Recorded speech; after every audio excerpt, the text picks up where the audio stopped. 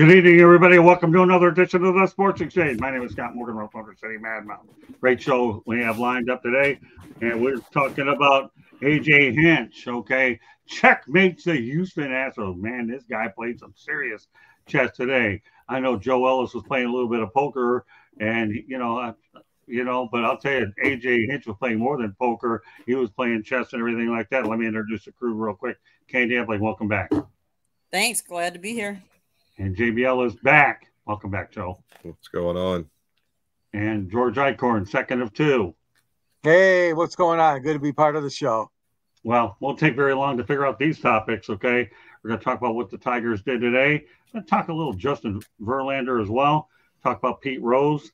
And the Raiders, where's Davante Adams? Because he's looking to be traded. I'm going to give the crew an opportunity to find out exactly where he should go. And then we're going to talk a little bit of NASCAR and the Olympics a little bit. So I have a little bit spread out, and everybody has parting shots as well. With that said, let's get to it. And that will go to Mr. Detroiter. George Eichhorn, the Detroit Tigers shocked the Houston Astros with a 5-2 win at Minute Maid Park to advance to the American League Championship Series, American League Division Series.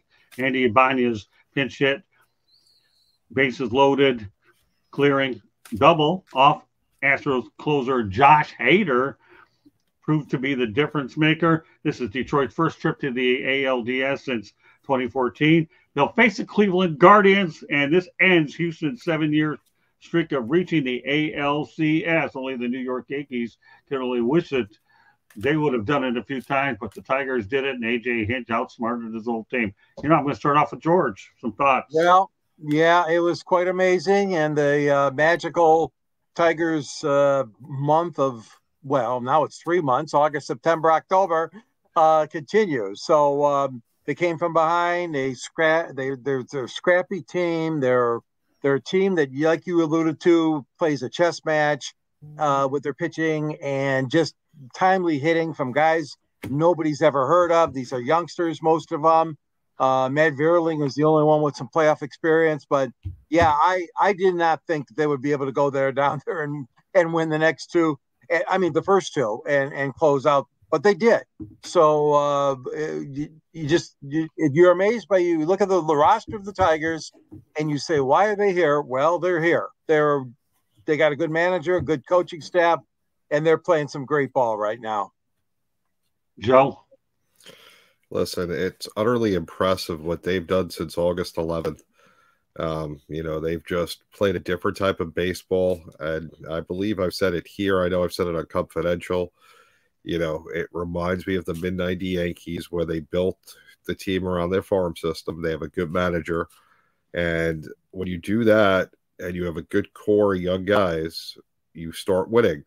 The Cubs, they're in the same situation. They had 2 winning years in a row. They haven't gotten where they want to be, but the Tigers are, got a little bit further ahead. They're in the playoffs. They beat the Astros, which is phenomenal. It was a down year for Houston anyway, though. I mean, they had a fight with everything they had to make the playoffs after a horrible start.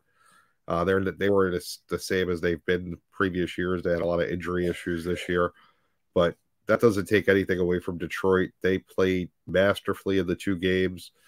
Their pitching was phenomenal. Skubal is amazing. I'm glad the Yankees don't have to face them, although I don't understand why we don't face them since they're a lower seed, why they don't go to New York. I'm glad we don't, although I would have been able to go to the game on Wednesday in Detroit, so I am disappointed at the same time. Okay, what do you think, Candy? Let's face it, in the playoffs, you need to be hot.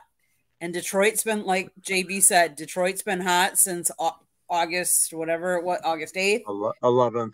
11th.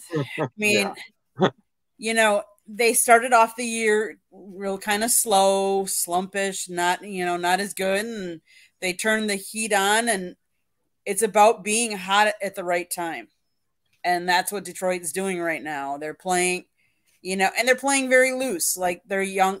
Most of them are young. They haven't necessarily been there before. They have nothing to lose because most people wrote them off at the trade deadline, much less, being here now where they're at. So Everything to gain, nothing to lose.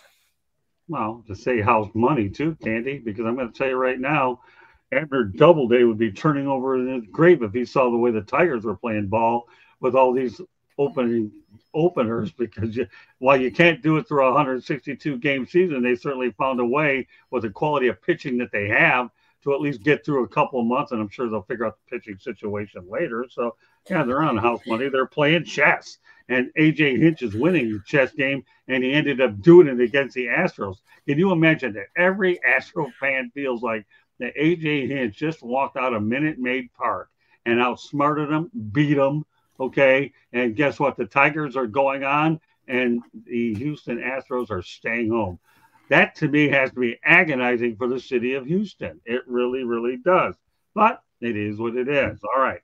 Let's stay on the Houston theme just a little bit. Justin Verlander, who didn't make the wild card roster, will become a free agent this year. But I guess the question I should ask for you guys is this, okay? Where do you think he'll wind up? George, would you have any idea? Should he leave the Astros? Well, the only place that he would end up is a team that could win it all. I mean, he probably would want to go to a team that's a contender, obviously, and those teams may or may not be the ones that are in the playoffs right now. I don't think the Yankees would take him on. They have such a high payroll already, and I don't think that Detroit would be interested in. And the reason I give you on that one is because of the fact that they're on a pretty austere program right now with Scott Harris and the owner Chris Ilitch. I mean, they're showing you what they're doing. They're winning with young kids. Although JV coming back would have a very nostalgic turn and could very well help, I'm not sure they want to spend the money on a pitcher that's in his 40s. But that being said, there are teams out there. I mean, look what happened with Baltimore. They got bounced again. They're out already in the first round. I mean, Houston, I mean, he likes it there, but I don't know if they're going to want to bring him back.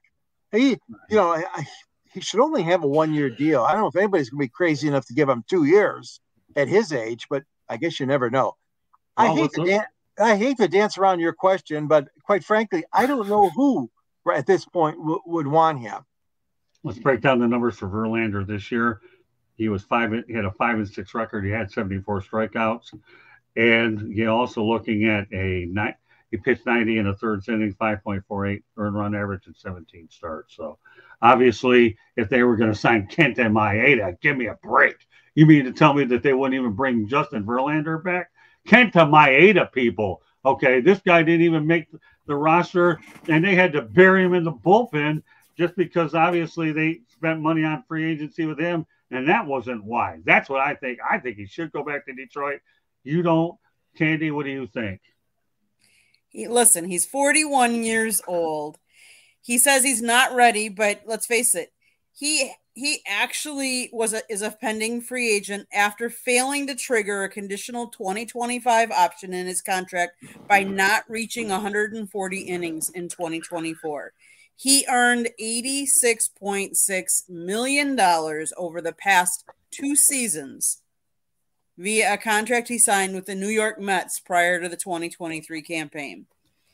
So, is he willing to take a pay cut? Because I don't know anybody that's going to pay him $43 million for a 1 year when you're 41 years old. This year you only pitched how many innings? Most of the teams that I've seen are going, and not all, because some don't have the deep payrolls that some of the teams do. There's no way they could afford that. Okay. No way they could afford it. JB? Listen, I can't see him going anywhere except back to Houston. Can't see how anybody else would want him.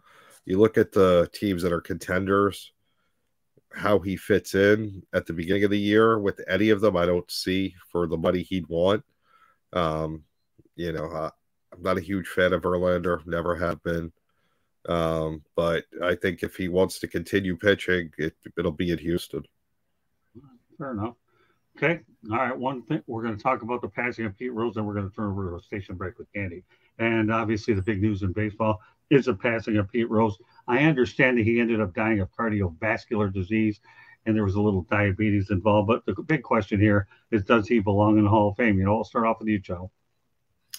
Listen, I mean, Pete Rose is the all-time hit leader. Right. The fact that he got banned from the game for gambling has nothing to do with his hits. He he was suspended. I don't even know what year he was suspended, but it's been a long time. I think it was 88 or I think it was 88, 89. 89. Right. Yeah, bartgiamatti. So that's what, 25 years, 35 years. Right. I mean, they could have inducted him into the Hall of Fame. He's not going to get another job in baseball. You can't argue that he has the all-time number of hits. He was great for the game, whether you liked him or hated him. The man played hard. He was the epitome of a tough player. And, I don't think he was the best hitter in the game. I think longevity is why he has the most hits. But he is the hit leader. Nobody has more hits than him ever. And that's the record I don't think that'll ever be broken the way these guys hit right now. So and to have him put in now, it's so distasteful. MLB, as usual, does things wrong, and it's horrible. He won't be able to see himself get in there and enjoy it. And, I think it was on the Lebatard show when he was asked, what happens if you get into the Hall of Fame posthumously? And he said, I don't care. I don't want it. It doesn't benefit me or, anybody to get in. So I'm with him. I mean, this was horrible. He should have got in while he was alive. There's a group of people that should be in there right now that isn't. And, right. It comes down to just horrible decisions and horrible marketing and, people thinking that they're better than what they are. Okay, fair enough. Let's go to the chat room before I turn over to George Robert Ordell. We're talking Pete Rose dead. We also lost Dikembe Mutombo to a brain tumor at age 58 and another great loss. Yeah, we did. And rest in peace to Pete Rose and Dikembe Mutombo. And the one thing about Dikembe Mutombo, this guy's on the bit. Not only was he a great player, but a great humanitarian as well. So, you talk about what he did in Africa and the playing. This guy knew what defense is all about. I can't say anything about today's NBA, but thanks, Robert, for bringing that up. We really appreciate it. All right, George, Pete, does he belong in the HOF? Well, 35 years he lived in purgatory. 35 years. And like you said, JB, he does not want it. He said that many times. Now, Bud Selig, if you go back to the early 2000s, he offered Rose a chance for reinstatement, but Rose refused because there were a lot of conditions tied to it. He had to come clean, no more casino appearances, no more gambling, of course. Had to give a lot of things up, and Pete said no. He said no. So he was offered by Selig an opportunity, to start over.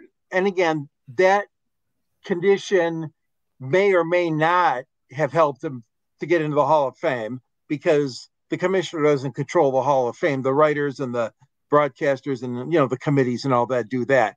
But does he belong there? Yes, he does belong there. And now that he has passed, I don't care what he said. I mean, I care, but I don't think it matters if he didn't want to, or he said he didn't want to, because I'm sure members of his family and his ardent fans would want him in there. And it's up to the committees. I don't think they're going to put him in, but I do support that, Scott. I wish he would be in the Hall now.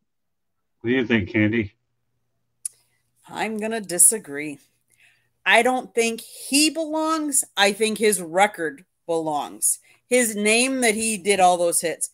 Back in, he signed an agreement back in the day to be placed on baseball's ineligible list in 1989 after an investigation found he gambled on Cincinnati Reds games as a manager of the club. The ban meant he couldn't go into the pro baseball or be associated with it. He knew that. He signed that agreement. Right. Yes, he is the all-time hits leader. That can be in there. But should he? I don't agree with it. I do not agree with that. That he is he's on the lifetime ban list. There are other people that are on this lifetime ban list that are still not in there as well. If we say we have rules and then we start breaking them, we break them for everybody. I mean, his record, yes, should be in there as part of the history of the Hall. But should he? I don't believe he should, but that's my personal opinion.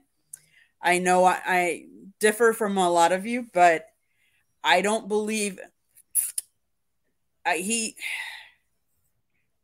he gambled on the game that he played. And we've seen how many rookies in the NFL that have been banned for games for so long because of the same thing. And where do you stop? Like, I'm sorry. It's a Hall of Fame that you're supposed to look up to those people. And what does it say that we're looking up to somebody that did something that he knew was wrong at the time he did it? Well, I think what all of you are missing out on is this. Okay, number one, okay,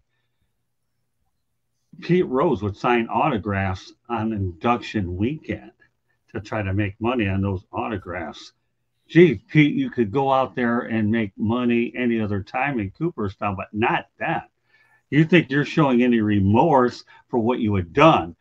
And he had a book signing based on what he had done, admitting that he went out there could profit off of this particular book based on what he had done. So for 15 years, you kept lying to us, right? Then all of a sudden you admitted that you made this mistake.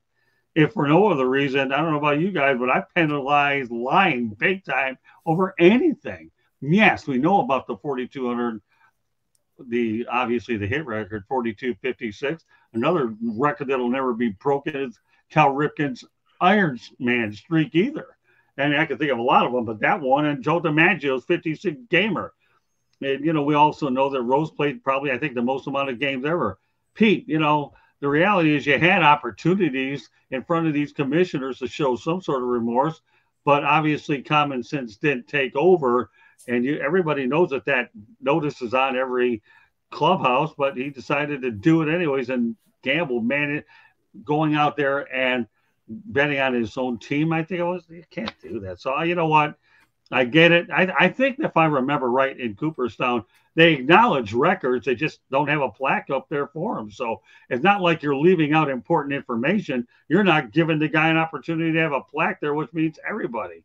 And when you think of how many people get inducted into the Hall of Fame, there aren't that many. If you get a 74.8% vote, okay, guess what? You're waiting another year. They don't round up in the Hall of Fame. They just don't do it. So, Joe, you're right. From a numeric standpoint, he belongs there.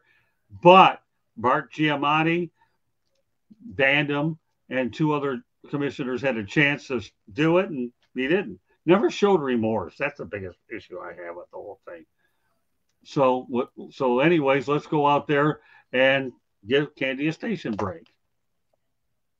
Last November, Scott, your host, wrote a book called Lessons from the Microphone, Tuning into the Enduring Wisdom of Visionary Leaders. Talks about his 40-plus years in the industry and how it has changed. It is available on Amazon, Barnes & Noble, Kindle, Apple and Google Books. There is a link on our website, www.southfloridatribune.com, where there is also a link to our merchandise store where you can get hats, sweatshirts, T-shirts. Go check out all the apparel that we have to offer. You can also get either South Florida Tribune or, I need to say, Motor City Madmouth as well. So whichever you'd prefer, go check it out. Check out our website. As all of the gentlemen on this panel have written on our website, I take pictures. They're up there. Go check us out. If you like to listen to podcasts, you can find us wherever you get your podcasts. Monday nights, we talk baseball. Tuesday nights, we talk football. Wednesday and Thursday nights, you just never know what we're going to be talking about. The hot topics of what's going around. on Sports Exchange Wednesday and Fire Up on Thursday. If you want to advertise or sponsor a show, call Scott 954-304-4941. If I talk too fast or you didn't catch any of it, it's been scrolling on the bottom, or just hit the rewind and listen again. Back to you, Scott. She talked too fast. She learned it from me. Please don't learn everything from me. I mean, I know I'm king of the road when I have a lead foot. And, you know, I got to give Candy credit. She'll never drive as fast as I do on the interstate, but she's been known, you know, when she sees slow drivers down here, I've taught her you really have to make sure that you keep up with traffic. And even if I have to take the NASCAR approach, and by the way, I will have a NASCAR topic on here tonight, by the way, you know, but she learned a lot from me, but there you go. You have it at the bottom. And Joe Ellis obviously is a big part of what we're doing with Sideline Sports as well. Worked on a lot of projects in the past with them. We're going to be planning to work on a few more as well. All right. So now let's change the sport anyways over to the National Football League. Las Vegas Raiders wide receiver Davante Adams wants to be traded. So best landing spots, Mr. Ellis. So, I mean, obviously the best landing spot would be Kansas City, but that will never happen. The Chiefs and Raiders, I can't foresee them making a trade, being in the same division and hating each other. That leaves two other spots in my mind, the Jets or New Orleans, back to his old buddies, Derek Carr or Aaron Rodgers. I don't see how he helps the Jets. The Jets have more than enough talent on the offense. New Orleans, they don't have that star receiver. They have good receivers, but they don't have a star receiver. I think he'd fit in really good there, and that would elevate their offense. But I don't know how long it's going to take this to be done. I could see this dragging on a few weeks because of the salary cap and teams trying to save money and not trying to pay him all this extra money going for him right away. Well, part of that might do depending on what the Raiders' compensation as well. Do you want to give up a second-round pick for this guy? If somebody's willing to pony up a second-rounder, it gets done a little quicker, and an established player too. So it'll definitely be interesting. All right, George, what do you think? Well, I know one team he's not coming to, the Detroit Lions, because they obviously feel that very confident with their roster right now and their receiving core. Yeah, I mean, you say the Jets, JB. Okay, yeah, well, look what happened. They lost to Denver, right? Yep. So I still think he may end up in the Jets uniform. But, yeah, it's going to depend upon, you know, teams that they have enough money, teams that have enough value, okay, to offer the Raiders. I mean, it's a tough situation. I'm not a big fan of guys holding out. I never was before. The Detroit Lions used to have guys holding out all the time under a different regime. But, you know, Adams, he's got to play. I mean, he is a very gifted athlete, good receiver, solid credentials. And I'll tell you, this situation with the Las Vegas Raiders, they continue to have problems, you know, even finishing 500, let alone trying to make a playoffs. But there are several teams that could use him. I just don't know who's going to have the money in order to afford him and want to give up. You mentioned draft choices. Well, draft choices can be always given up. You just don't want to give up high draft choices, as we learned what the Rams and the Lions in that incredible trade that time. But I'll tell you what, like I said, I'm a fan of it. I mean, he's a talented guy. He needs to be playing. He needs to be suiting up and playing and, you know, get off the schneid and start getting into the action here in 24. What do you think, Candy? Well, George, I will tell you that he does have a hamstring injury, so that will hamper a lot of teams going after him. Teams need $13.5 million salary cap room. Kansas City does not have it. They only have around $10 million, so they can't. The Jets have right now $16.8 million to spare. However, things would become more complex if edge rusher Haason Reddick reports to the team, though there haven't been any updates with him. He would be reuniting with Aaron Rodgers, who he spent, I think it was 8 or 9 years with on Green Bay. They were a force to reckon with. You know, he could go to the Steelers. Now that would be kind of interesting. Cowboys, I don't think so. There was talk possibly Washington. Now, I know you guys all wouldn't like this and don't want me to bring this up, but there is a chance he could come to Green Bay. Christian Watson has been injury prone. It'd be really nice to have a veteran receiver. And the Packers actually have $14.2 million in cap space, so they'd have enough space for him. Now, do they want to bring on someone that also has a hamstring injury? I do not know. But those are some different options that I think would be interesting. I'd bring, as a Packer fan, he was good, so I could see him and Jordan Love, picking apart some defenses out there. So, well, he may have doubted Jordan Love before, but now he sees that Jordan Love become a pretty good quarterback. So I don't think it's as far fetched as you think that it is. Aaron Rodgers reunion with the Jets would be all right, but I'm more along the lines of Joe on this one. I think New Orleans is a better spot for Derek Carr. Bear in mind, he went to Vegas because of Carr. He really did. So now, obviously, to have him go back to New Orleans with Carr, to me, would make the most sense. So if I were going to place anybody in a particular order, I would actually say New Orleans first, find a way to make it work with the Jets, and I would tend to go with Green Bay as the third option. I'm not so sure about the realistic possibility with the other one, but that would be my order as well. So nevertheless, the party is over for Davante Adams in Las Vegas. All right, so we're going to change gears a little bit, and there, pun intended, you better believe there is. NASCAR announces that there's going to be a race in Mexico City in 2025, and it will be the first points race outside the USA in 67 years.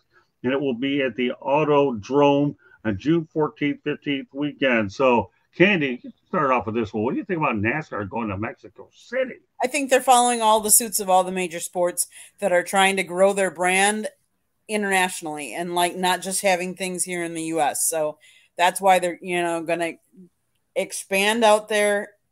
Good for them. Everybody's doing it. They're trying to get international fan bases. They're trying to drum up more revenues, different place to market their brand. And IMSA does, Le Mans, so they're out there. Why not NASCAR going more international? Don't get me started on Le Mans, because you know darn well that's on my bucket list next year. I've done the Rolex 24, I've done Sebring 12, and I'm aching to get to Le Mans. But yeah, it'll be interesting to go to Mexico City. Obviously, it's proven ground with the NFL. I think has baseball played a game down in Major League Baseball, played a game in Mexico City. So yeah, why not NASCAR? And I don't know much about the Autodrome, but evidently they must feel it's a worthwhile facility. What do you think, George? Well, yeah, I agree for all the same reasons that Candy mentioned. I mean, the product is the important thing here. And the audience is so crucial, especially in motorsports. And NASCAR's always been the king of the road. And they have packed places in Kansas and Bristol and Daytona Beach and Las Vegas or wherever they've gone, Miami, and these other tracks that are historic, Darlington and Richmond and Indianapolis. So, I mean, but those days are not here any longer. You can look at a lot of the races and you'll see empty seats for NASCAR. And that never used to be the case. And I know, Scott, you've been covering motorsports a long, long time like I have.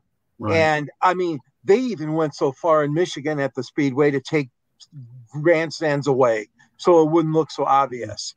So this is a great opportunity for NASCAR. And, again, to showcase their product, to expand a little bit. Mexico City is one of the cities, as you talked about earlier, that's been open to sports, baseball and football, especially coming there. The NHL hockey, they go to other venues. But I do think that NASCAR is trying to make an inroad there, and I don't blame them at all. Plus, maybe they're trying to draw more Hispanic fans too, as well. South American fans, which I know they have a lot of, but they want to do more of that. So yeah, I think it is a money grab, but it's a sense of exploring new options and new experiences for those fans, especially that would travel to Mexico City for the race. What do you think? What do you think, Joe, about NASCAR going to Mexico City? So Mexico City is the 6th largest metropolitan area in the world. It has more people than New York City. If you could have an event there and, you know, it's a sports league, why wouldn't you? If you could draw interest in a bigger city population than New York City, it's a no-brainer. Yeah. Do it in a second. And if you can expand your market, because it's all about making money and bringing in new fans. So that's a no-brainer. I don't blame them. I would do it in a second. I mean, I just hope, unlike the NFL, which has a tendency to go play games at different stadiums and the field is never right and it becomes dangerous for the players, I hope that the track there is good and it's safe for the drivers. I hope they don't follow the NFL lead with that. Yeah, I know where you're going with this one. That field in Brazil was outright disastrous. That was horrible. Pathetic. It really was. But yeah, I'm all for it as well. But the thing I like about what NASCAR is doing is not only are they going to Mexico City with the size of the city, but also think about the fact that NASCAR is willing to put a race in the LA Coliseum. And I think that's a great event in itself. That'd be a bucket list too. I'm going to get to the LA Coliseum one way or the other, whether it's a Wolverines or whether it's a NASCAR event, although I still have other things I need to do before we get out there. But nevertheless, yeah, go to Mexico City. What do you have to lose? In fact, what do you have to gain? A lot of this called money. Okay. Yeah. Yeah. So now we're going to flip over from NASCAR. We're going to talk about the Winter Olympics. So we're going to go a little ways out for this one. Salt Lake City was awarded the 2034 Winter Olympics. It hosted the event in 2002. Joe, we'll go back to you. Great to return back to Salt Lake City.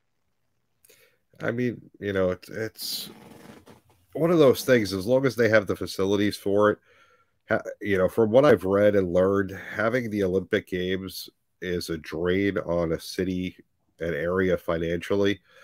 So a lot of it depends on what resources they have there from the last time they had the games, so that they're not putting a lot of money that they don't have into it, because generally it is a losing proposition, which is why a lot of these countries don't bid for the Olympics anymore like they used to. It used to be a huge moneymaker, and that's sort of changed. I don't know where the change happened in history, but it's completely different than what it used to be. So, but I think Salt Lake City just had it recently in the early 2000s. So a lot of the facilities may just need minor upgrading. So it should be a slam dunk for them. Well, let me ask you a question, Joe. Yeah. You know, one of the few cities that actually made money off the Summer Olympics? No. How about Los Angeles when Peterueberroth was running it? He subsequently became commissioner of Major League Baseball. Peterueberroth actually made money off the LA Olympics. Of course, like you said, a lot of the facilities were in place. And I was actually there for the 1984 Olympics and stayed with my late cousin Terry. And we bought tickets to a couple of events. And then he showed me around the area. So Peterueberroth is one of the few people that actually made money. Otherwise, you're right. Unless you have facilities, you got to start building them. Nobody's making money out of it. But just want to throw Peterueberroth out there. All right, George, what do you think? Well, I had the privilege of going to the Olympics in 1980 in Lake Placid with my wife, and that was a truly remarkable experience. As we know, the Miracle on Ice Olympics. And that's the type of scene I like. I like it there because it's a smaller city, smaller venue, but it's never going to happen again because the Olympics have gotten too big, too overstaffed, too overpopulated, larger delegations, which is not a bad thing, from many countries around the world. But Lake Placid did a terrific job. And then in 1983, I took a preview trip with ABC Sports to visit Sarajevo, and they also did a really nice job. But we know what happened after that with the war, terrible war in Yugoslavia. So getting back to Utah, yeah, Mitt Romney, the former Republican presidential candidate, but Mitt Romney wasn't one at the time, but he was like you mentioned, Peterueberroth did a great job in LA. Mitt did a great job in Salt Lake City. Those were very successful games. And I think what you're going to see here now is they're going to go back to these cities that had it before, because you cited all the costs involved, the money involved. And you mentioned, Joe, about the infrastructure. Salt Lake City has a lot of that still there, which is great. They might have to build a few things, but we don't know yet. but I'm glad it's back in the U.S. and of course it's back in Los Angeles. The next summer games are going to be in L.A. So the USA's got 2 of them coming up, but yeah, they're very expensive. Oh my gosh, everything from security to the police protection and all the things that have to go with barbed wire, and it's terrible. I mean, but it's needed because of the threats and terrorism stuff. So a lot of extra money is spent, more than it ever was before. It is a costly venture, but my heart says yes. I'm happy for the U.S. getting the Winter Games again. So let me ask everybody out there, and Candy, no, you can't research this one because you're smart enough to probably do it. Let me tell you, I'm putting nothing past her. She's really doing good when it comes to research. I've never seen anybody researches so well on the fly. What two U.S. cities actually hosted the Olympic Games where the U.S. won a gold medal in hockey? Anybody want to take a guess? I know the answer. What about you, Joe? Squawvalley. Yeah. Well, one is Lake Placid. Yeah, there you go. Squawvalley and Lake Placid. Yeah, I didn't know the first one. That must have been way back. Well, yeah, that's okay, Joe. I give you credit. I mean, you weren't. George is the oldest one on the panel. I'm the second oldest, and I'm not going to designate ages for the remaining 2. But I remember when I was in Lake Tahoe, though, many years ago, and I've been there a couple times. Never been to Lake Tahoe. It's a great place to go. Awesome out there scenery. But yeah, I don't think that a lot of the Squawvalley facilities back then when they had it are there. But just going to that part of the country around Lake Tahoe and going to Squawvalley is unbelievable. Yeah, you had Squawvalley, and then you obviously had Lake Placid. Of course, George was doing reports when I was working at WXYZ and phoning them in. So, Katie, what are your thoughts about Salt Lake? So, Salt Lake City, Utah will host the 2034 Winter Olympics, which will take place from February 10th through the 26th. The Paralympic Winter Games will follow in the same venues from March 10th to the 19th. Salt Lake City will be the 5th city to host multiple Winter Olympics and the first singular city host since 2022.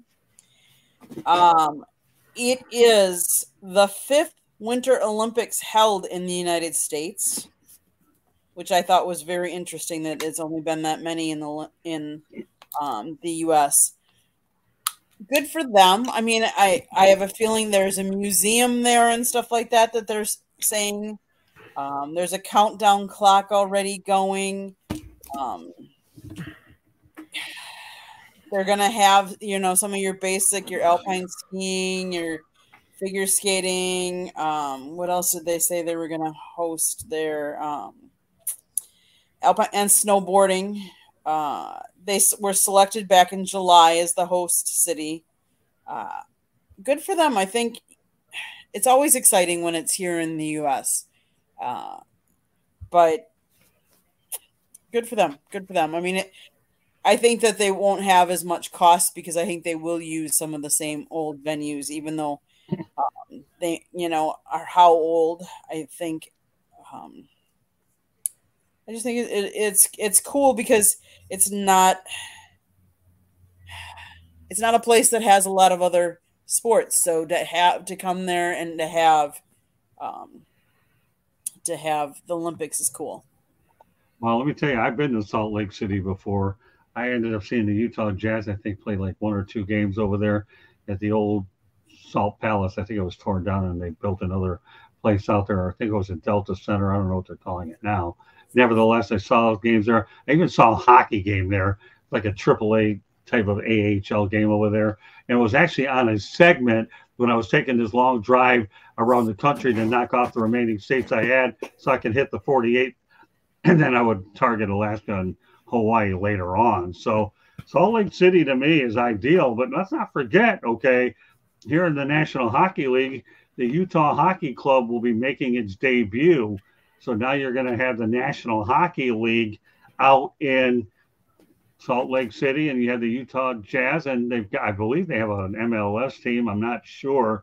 And they're lobbying for Major League Baseball. So like Vegas, Salt Lake is slowly becoming an area where they may attract a lot more Major League sports than they have. And let's not forget about the University of Utah Utes, who have obviously been great for many, many years as well. Don't sell the Utes short. So So it'll be pretty good. I think they'll be well equipped to handle it. And then, again, if you've never been to Lake Tahoe, go to Squawvalley. It's a beautiful place, and Utah as well. So, all right, well, it's time for parting shots. So, you know what, Joe? Go ahead and lead off. So, Major League Baseball, as usual, makes millions of mistakes. They don't know how to run a league.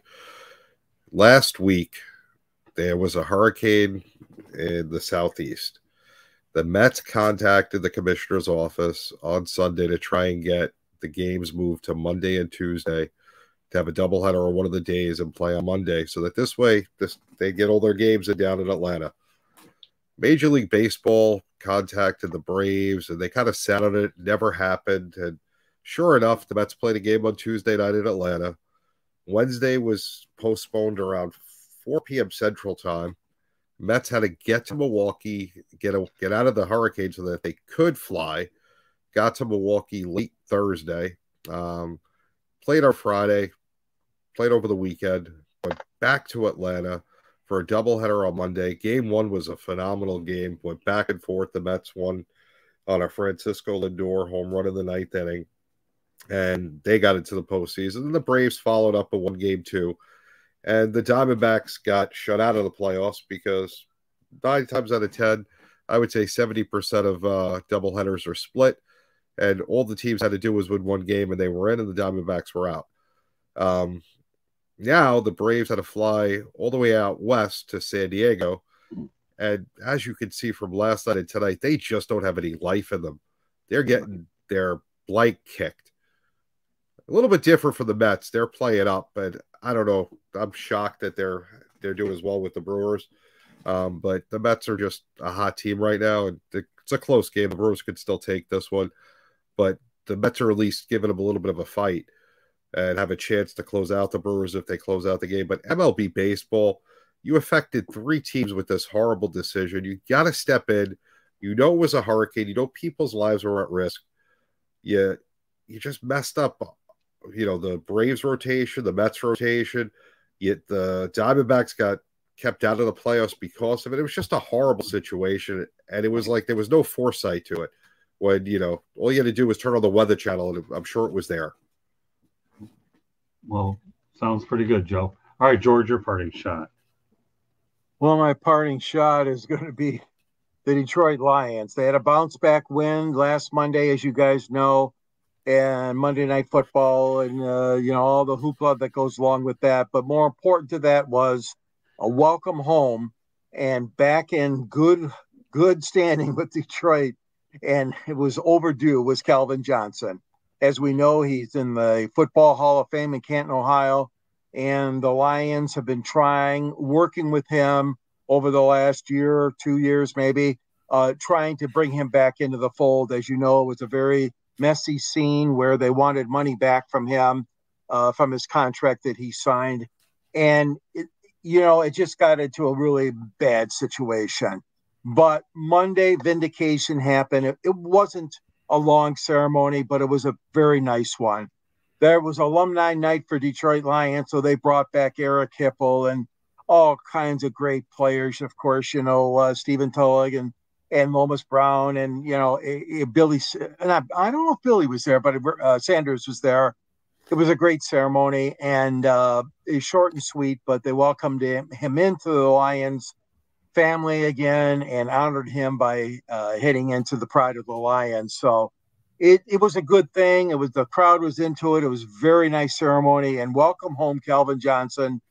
That's my parting shot. All right, we'll turn it over to Candy. But before we do, though, I don't want to forget this.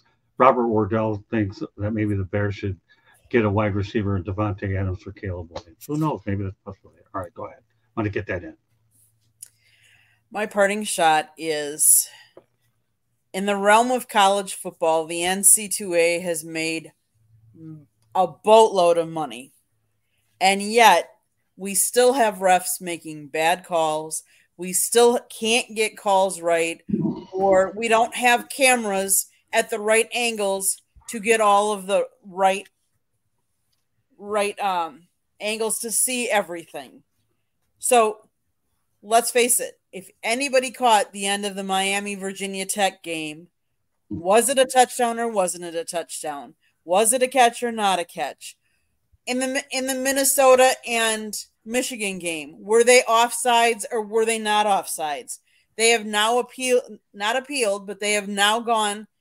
The Big Ten has gone to the NC2A to change where the refs are going to stand. Come on, we've been playing football for how many years? Why is it taking now them to change some of these rules? Why can't they have cameras, more cameras? Let's face it, some of these cameras these days can catch so many different angles that why is it coming down to this now? Come on, NC2A, get it together. Get better. Don't hold your breath because I think you're searching for a miracle there anyways. Quick question before we go on. Yeah, go ahead. This weekend in the NFL, kind of similar to Candy's point, I've never heard this before. Maybe I just missed it in all the NFL games I've watched. Yeah. Multiple times I heard, the call was changed because of a replay assist. Has anyone ever heard that before about replay assist during a game? Because multiple occasions I heard that over this weekend. I can't say I have. I've never heard those words used like that, JB. Okay, because it happened multiple times, and it wasn't a challenge or anything. It was what was the spot of the ball? I forget what the other one was. It may have been a turnover that was overturned or something, and it was they said because of replay assist. And I never heard that. I'm like, since when did that go into effect? And when were they going to tell us? It says NFL replay officials assist on-field officials with game administration, including rules and penalty application and helping with the clock.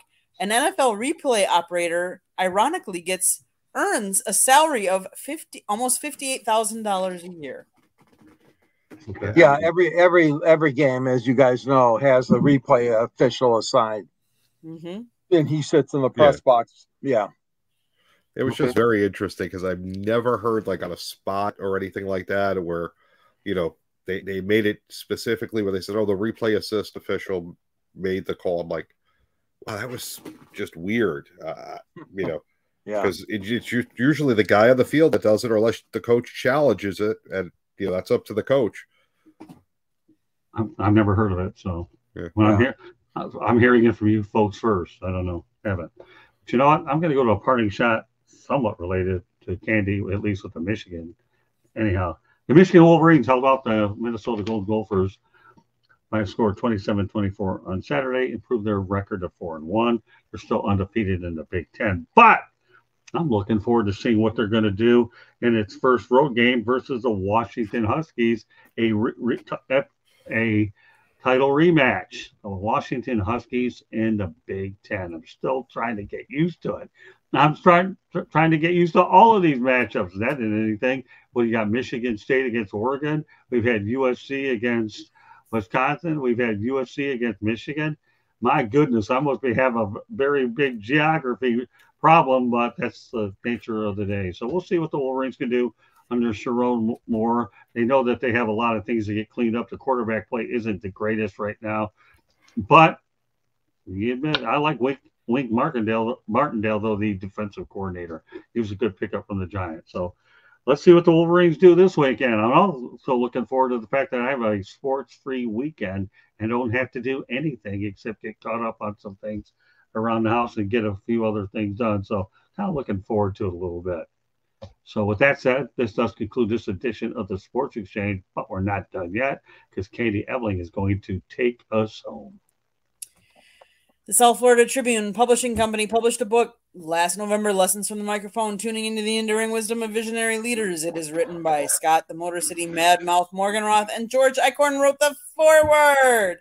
It is available on Amazon, Barnes & Noble, Kindle, Apple and Google Books. Get your copy today. It also has a link to it on our website, www.southfloridatribune.com, where there is also a link to our merchandising, where you can get t-shirts, hats, sweatpants, sweatshirts. Go check it out. You can get South Florida Tribune or Motor City Madmouth apparel. You can also go read the writings of the three gentlemen here on this panel tonight. as well as see some of the pictures I've taken. If you do see that red subscribe button by George, that means you have not subscribed to our YouTube channel, the South Florida Tribune's YouTube channel. Please do so. Then you'll get notifications when we come on. Monday nights we talk baseball. Tuesday nights we talk football. Wednesdays and Thursday nights you just never know what we're going to be talking. There is also on Wednesday nights, preceding this show, is the Motor City Mad Mal show on nofilter.net. You'll have to check that out as well. If you listen to podcasts, you can find us wherever you get your podcast. If you're on Twitter, at Tribune South. If you want to email us, it's southfloridatribune@gmail.com. If you want to advertise or sponsor any one of our shows, call Scott 954-304-4941. I think that's it, Scott. Back to you. Well done. With that said, all right, we're going to let JB Ellis let everybody know how they get a hold of you, JB. JB_ the program on X, sidelinesportsnet.com, the wonderful website that Candy built and maintained for us, and Sideline Sports on every Tuesday, 8:30 p.m. Eastern, Confidential Wednesday at 7 p.m. Central, and J&J Sports Express, 5:30 p.m. Central on Wednesday. And of course, JB Ellis does a dynamite job helping us with sharing the content on Twitter. Can't thank you enough. Twitter X, I don't know, whatever. Twitter X, does it really matter? Who cares? You know, it takes me forever to adapt to new things. So I'll just say Twitter/X. JB Ellis, thank you very much for spreading out the content to everybody. All right, George Eichhorn, let everybody know that they get a hold of you. All right, you can follow my readings, my articles, if you will, on the South Florida Tribune under the Motor City Tribune. At the end of my column, there's always a link there if you want to take a look at my book with Detroit sports broadcasters on the air. Candy's got a picture of it up there in the corner of the screen. Yeah, there it is. And the Detroit connections to the world of sports broadcasting include yours truly, and of course Scott, and our dear friend, the late Ernie Harwell as well. They're all mentioned in the book, of course. You can follow me on this channel with 108 Stitches Baseball Show, the Sports Exchange, Fire Up shows, wherever Scott and Candy and the crew need me. Then I'm also available on Twitter, known as X to some people, Sand G Sports 99, on LinkedIn under George Eichhorn, and then on Yahoo at geichhorn@yahoo.com. And you can also follow me as well on the station, South Florida Tribune, YouTube. Love being on these shows. You guys do a great job. Great to be here again tonight. And this is your Wednesday night crew for the Sports Exchange. JB Ellis, we brought him into the party. After all, this show goes back to the 80s when George Eichhorn and I were doing it on terrestrial radio. My gosh. How many people were born then? Don't get me started with that one. Yeah. Otherwise, but it's been a while. We picked it up, brought it back, and going nowhere. Of course, now we have a tradition. Every once in a while, they take a day off. I'll find somebody to come in here. And I do want to give a little kudos to Jennifer Matthews-Lewis, who does fill in once in a while. Candy, also, I encourage you to go ahead and promote your shows as well, because you do a good job. And I will say this, Joe, thanks a lot for introducing us to Jen, because she's been helpful to us. I know she was with you for a little while, but without you, Candy wouldn't have her gig with the girls. And you know what's a good thing when the networking situation works as well as it does. No, for sure. We appreciate it's all about networking. You got it. And that's why I brought that up in the first place. All right, Candy, promote what you have for yourself. Chicks and Salsa, Tuesday night, 7:30. 3 chicks. We started as 3 chicks and a pod, and then they added me, and we're like, it's no longer 3 chicks. So we added the show Chicks and Salsa, so that no matter how many chicks we have, we're chicks talking sports. We talk a little bit this week. We talked a little bit NIL, a little bit of college, a little bit of football. We had heard about Pete Rose, so we, dedicated a little bit to Pete. I think we're going to delve more into the NIL situation when we were talking about the UNLV quarterback that, left the program because he didn't get what he supposedly was promised. So I think we're going to talk a little bit more about that. So anyone that's interested, Tuesday nights, Chicks and Salsa, 7:30 p.m. Eastern. All right, and also on next week's edition of 100 on Inside the Pigskin, I had an opportunity to ask FAU football coach Tom Herman about the transfer portal. So stay with us for that one. He talks about how the transfer portals help them out. Obviously, when you're a mid-major compared to a major, it affects you differently because of the NIL resources and so forth. The one thing that a mid-major can offer players is at least the opportunity to play a little bit quicker. But that's just the way this whole NCAA business works out. And I'll tell you one thing, I continue to have a great run with the Miami Hurricanes as we really enjoy going to those games as often as we can. So they're a great media distribution partner. We have a lot of them, but I just wanted to make those final references as well. So with that said, that does conclude this edition of the Sports Exchange. On behalf of Candy Abeling, George Eichhorn, JB Ellis, my name is Scott Morgan, Roth, the Motor City Madmouth. Thank you for joining us, and we'll see you next week at this time. Good night, everybody. Have a great weekend.